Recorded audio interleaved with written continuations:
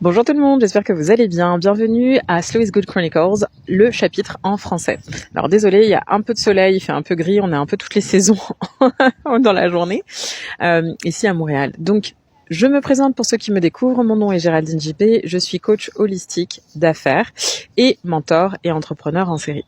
Aujourd'hui, j'avais envie de parler d'un sujet qui est typique chez les entrepreneurs, le manque en fait de limites, parce que on dit oui à tout, malgré le fait que souvent on s'auto-sabote parce qu'on dit oui à tout et que des fois il faut savoir mettre en place des limites afin de protéger son temps et les choses qui sont importantes pour nous. Alors du coup, ce que je disais, c'est qu'effectivement, souvent, quand on est une personne avec une personnalité qui a tendance à dire oui un peu à tout, eh bien on s'oublie dans nos décisions et ça touche autant le personnel que en affaires. Et surtout dans les débuts, on a tendance à dire oui à tout parce qu'on n'est pas encore très clair sur nos objectifs, notre positionnement, la direction que l'on veut prendre. Et donc ça fait que on dit oui à plein de choses qui brillent, qui nous aveuglent un peu, puis après on se rend compte qu'en fait c'est parfois une perte de temps, une perte d'énergie et pas nécessairement très utile dans notre activité.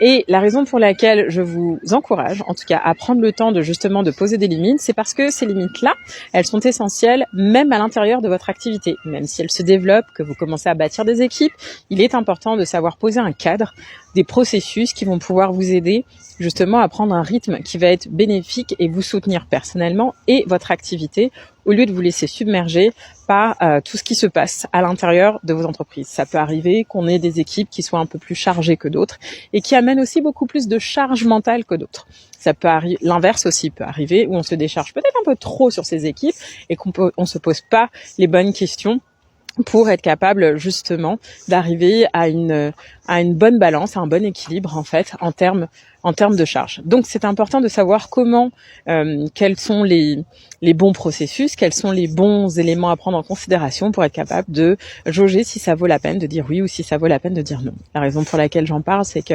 comme beaucoup d'entre vous, encore une fois, je suis passée par là, dire oui, dit oui, et ça a coûté.